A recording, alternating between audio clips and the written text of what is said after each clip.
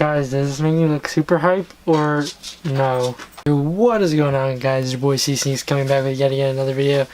I set up my Supreme skate deck collection and my I Heart Boobies mystery board over there just for this video. And today I want to talk about what got me into sneakers, how I got to where I am today, and yeah, let's get right into it. The first ever sneaker that I ever wanted was a Black Cement 3. That was the craziest shoe that I've ever seen in my life. Most of my friends had a pair. I didn't have a pair because I didn't have the money at the time. I couldn't afford sneakers back then, and it was probably the coolest shoe I've ever seen.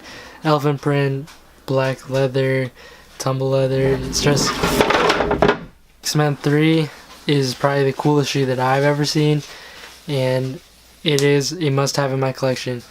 And if you guys didn't know, I didn't get a Black Cement until right now. And here it is, the Black Cement 3. This is the 2001 pair. I did get this one before I got the 2011 pair, which I did end up selling, but I had a really good reason why. Is because I had to get those hyper adapts, and I did have a 2001 Black Cement, so why have two when I could have one and one? So anyways, this is probably the coolest shoe that I've ever wanted and was able to get. It's just a soft leather up here, and then the Jumpman logo on the tongue. It's just a really nice shoe. Nike on the back. I did think that they would release this along with a white cement, but that didn't happen. And I had to get the one with the Nike on the back because back then I thought this was a lot nicer than the Jumpman, but either way it was really nice. I think this does need a repaint though, because looking at it now, it's kind of fading into yellow, and this needs to be unyellowed. So that's basically, this is the shoe that got me into sneakers. Now the first shoe that really got me into this sneaker game, or whatever you want to call it, is the KD5 Hulk, I believe. That was the first shoe that I ever spent over $100 on. That was my favorite shoe. I wore it literally every day until the ground. Like, I wore it into the ground. I wore it every day. Wore it to basketball practice, basketball games, and I started slipping because I wore it outdoors when I really shouldn't have.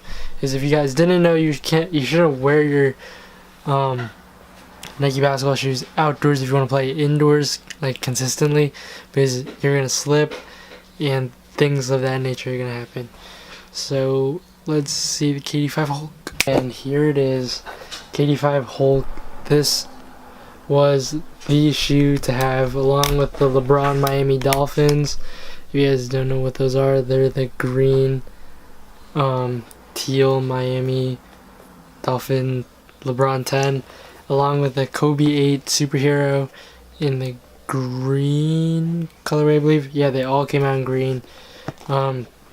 This I did rebuy. This is my second pair. I sold my first pair for not that much. I think I sold it for like 30 bucks or something like that, just for the low, because I did beat it to the ground. This one is lightly worn. I wore it one time since I bought it. This will get a lot of wear out of it eventually. And the KD5 is just an amazing shoe to me. But that's enough for that. So that was the first shoe that really got me into the sneaker game. Now that led me into starting to resell sneakers. So the first shoe that I ever sold was a Legend Blue 11. I think I got like 10 pairs of those, and then I just kept going from there. I don't know how else to really say it, but that was like the biggest thing that I've ever bought, like sneaker wise. That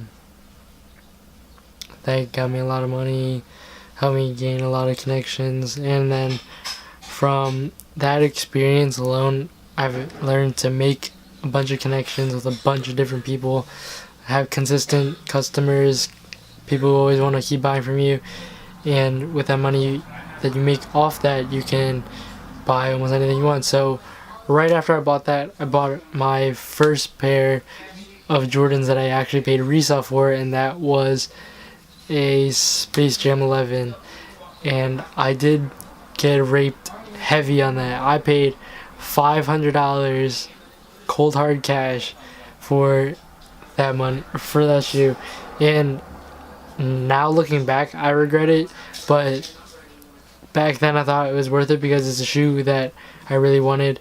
And if you're willing to pay for something that you really want, it doesn't matter, I think, how much it costs. If you want it, it's worth it. And I worked hard for it, and yeah, that was a really crazy experience to get raped but get something that I really wanted. And by the way, I did get a haircut, guys, if you didn't notice. So that led me into getting a bunch of different shoes.